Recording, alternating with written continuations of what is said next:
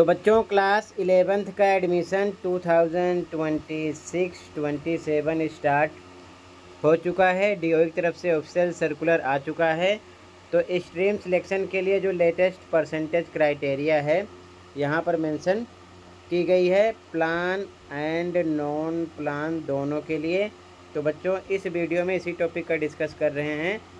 आप एडमिशन कराने के समय क्या क्या चीज़ें फिल करोगे, क्या चीज़ें चाहिए, और सबमिशन वेरिफिकेशन के टाइम कौन कौन से डॉक्यूमेंट चाहिए, सारी detail A to Z discuss करेंगे। ये लेटेस्ट है जो कि 23/4/2026 डेट का है।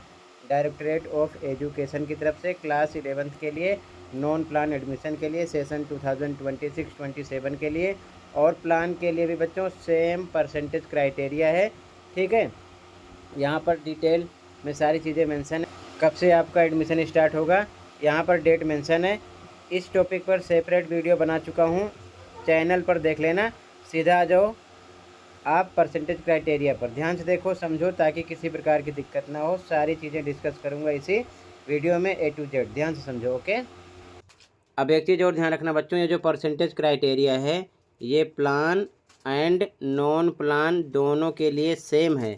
तो ध्यान से समझ लो, प्लान एडमिशन लेने वाले भी और नॉन प्लान एडमिशन लेने वाले बच्चे भी। ठीक है, ध्यान से देख लो, दोनों के लिए सेम है। ठीक है, पूरी बात को अच्छे से समझो ताकि बार बार अलग अलग वीडियो देखने की ज़रूरत ना पड़े। ध्यान से समझो। ओके, तो यहाँ पर मेंशन है, अगर आपको साइंस विद मैथ्स लेना है तो ओवरऑल मिलाकर 55% होना चाहिए मेन 5 सब्जेक्ट में, जिसमें से इंग्लिश में 50% होना चाहिए, स्टैंडर्ड मैथ हो या बेसिक मैथ हो 50% होना चाहिए, साइंस में 50% होना चाहिए साइंस विद मैथ्स के लिए। अगर आपको साइंस विदाउट मैथ्स लेना है तो ओवरऑल 55% होना चाहिए मेन पाँचों सब्जेक्ट को ऐड करके। ठीक है, इंग्लिश में 50% होना चाहिए, स्टैंडर्ड मैथ हो या फिर बेसिक मैथ 40% होना चाहिए, साइंस में 50% होना चाहिए। ठीक है, अगर आपको कॉमर्स विद मैथ्स लेना है तो ओवरऑल 50% होना चाहिए, जिसमें से इंग्लिश में 45%, स्टैंडर्ड मैथ हो या बेसिक मैथ हो 50%, सोशल साइंस में 45% होना चाहिए। ठीक है, इसके बाद में अगर आपको कॉमर्स विदाउट मैथ्स लेना है तो ओवरऑल 50% होना चाहिए, जिसमें से इंग्लिश में 45, हिंदी में 45% होना ही चाहिए, सोशल साइंस में 45% होना चाहिए। ठीक है, ये क्राइटेरिया है। अगर आपको ह्यूमैनिटीज़ लेना है तो यहाँ पर मेंशन है कि सबसे पहली कंडीशन तो ये है कि जो भी स्टूडेंट लेंगे ह्यूमैनिटीज़ वो CBSE बोर्ड से ही क्लास 10th क्लियर किए हों। ये चीज़ ध्यान में रखें, या फिर CBSE से रिलेटेड यहाँ पर मेंशन है। इसके बाद में अगर आपको इकोनॉमिक्स लेना है तो आपका कम से कम 45% होना ही चाहिए। ठीक है, ये चीज़ ध्यान में रखेंगे। और उसके बाद में अगर आपको मान लो मैथ्स लेना है तो कम से कम आपका 50% होना चाहिए स्टैंडर्ड मैथ में या बेसिक मैथ में क्लास 10th में। ये चीज़ ध्यान में रखेंगे। ठीक है, ये कंडीशन है। इसके बाद में यहाँ पर मेंशन किया गया है कुछ बच्चों को 5% का डिस्काउंट भी मिलेगा। किन बच्चों को मिलेगा यहाँ पर आप देख सकते हो, जो बच्चे जिनकी categories SC ST minorities OBC Kashmiri migrants इन सब में आता है। यहाँ पर मेंशन है those students having first second third position in national games. अगर वे बच्चे किसी भी नेशनल गेम में पहली दूसरी तीसरी पोजीशन गेट किए हैं तो उनको 5% का डिस्काउंट भी मिलेगा। ये चीज़ ध्यान में रखेंगे। एग्ज़ाम्पल मान लो यहाँ पर आपका 55% बन रहा है, मान लो साइंस विद मैथ्स लेना है, इंग्लिश में मान लो 45% है तो 5% का डिस्काउंट मिलेगा, 50 मान लिया जाएगा क्योंकि 50 के लिए 45 है तो 5% का डिस्काउंट दिया जाएगा। ठीक है ना, वो ले सकते हैं। इसी प्रकार किसी भी सब्जेक्ट में आप ये कंडीशन अप्लाई कर सकते हो किसी भी स्ट्रीम को लेकर, ये चीज़ ध्यान में रखना। ठीक है, एक चीज़ और ध्यान रखना बच्चों, ये जो 5% का डिस्काउंट मिलेगा ना, ये any one of 3 subjects, 3 subject में से किसी एक पर ही मिलेगा, ध्यान रखना। ठीक है, जैसे कि यहाँ पर मान लो साइंस विद मैथ्स लेना है तो ओवरऑल 55% होना चाहिए, इंग्लिश में 50, स्टैंडर्ड मैथ हो बेसिक हो 50, साइंस में 50, तो तीनों में से कोई एक होगा जिसमें आपको 5% का डिस्काउंट मिलेगा। सेम कंडीशन अलग अलग स्ट्रीम के लिए रहने वाली है।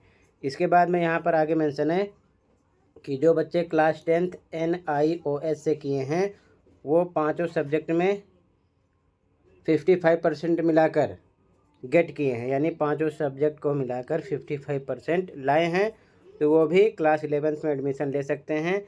या फिर पांचों को मिलाकर 55% नहीं हो रहा है बट 50% हो रहा है, तब भी वो एडमिशन ले सकते हैं। ये चीज़ ध्यान में रखना। और एक चीज़ ध्यान रखना, जिन बच्चों का 50% बन रहा है वो एलिजिबल हैं humanities with skill subjects stream के लिए, और जिनका 55% बन रहा है वो एलिजिबल हैं ह्यूमैनिटीज़ विदाउट स्किल सब्जेक्ट्स के लिए। ये चीज़ ध्यान में रखना, यहाँ पर मेंशन किया गया है, ठीक है। इसके बाद में आगे देखो ध्यान से, यहाँ पर एज क्राइटेरिया मेंशन है, ध्यान से पढ़ लेना। अब इसके बाद में जब आप ऑनलाइन अप्लाई करोगे ऑनलाइन रजिस्ट्रेशन के लिए, तो यहाँ पर आपको ध्यान रखना है कि कुछ चीज़ें साथ के साथ वहाँ पर आपको सबमिट करनी पड़ेंगी। यहाँ पर the applicant will provide the following details while filling the application form online. जब ऑनलाइन फिल करोगे फॉर्म तो ये चीज़ें पता होनी चाहिए। ए जैसे personal detail like name, father's name, mother's name, residential address यहाँ पर मेंशन है। इसी प्रकार BCDEFG ये आप अच्छे से पढ़ लो, ये पता होना चाहिए, ठीक है। इसके बाद में स्कूल अलॉट हो जाएगा। फिर जब आप वेरिफिकेशन डॉक्यूमेंट के लिए वहाँ पर जाओगे तो क्या क्या चीज़ें आपको साथ में लेकर जानी पड़ेंगी, पहले से ही आप कलेक्ट कर लेना। यहाँ पर देख लो, following documents are to be submitted for verification at the time of admission by the parents और students to the head of the allotted school. उस अलॉटेड स्कूल में ये चीज़ें लेकर जाओगे। नंबर 1 ए में है proof of date of birth, ठीक है, जिसमें से यहाँ पर मेंशन है इनमें से कुछ भी होना चाहिए। अब यहाँ पर proof of date of birth के लिए भी अगर if applicant has passed class 10th from recognised school, अगर आपने किसी रिकॉग्नाइज्ड स्कूल से क्लास 10th पास किया है तो आपको साथ में SLC ले जाना पड़ेगा। SLC मतलब स्कूल लिविंग सर्टिफिकेट। या फिर if applicant has passed class 10th directly as private candidate from any recognised board, अगर आपने किसी बोर्ड से भी क्लास 10th किया है तो आपको certificate of passing class 10th का पासिंग सर्टिफिकेट ले जाना पड़ेगा। ये चीज़ ध्यान में रखना, ठीक है। आगे देखो, फिर B marksheet of the previous class passed.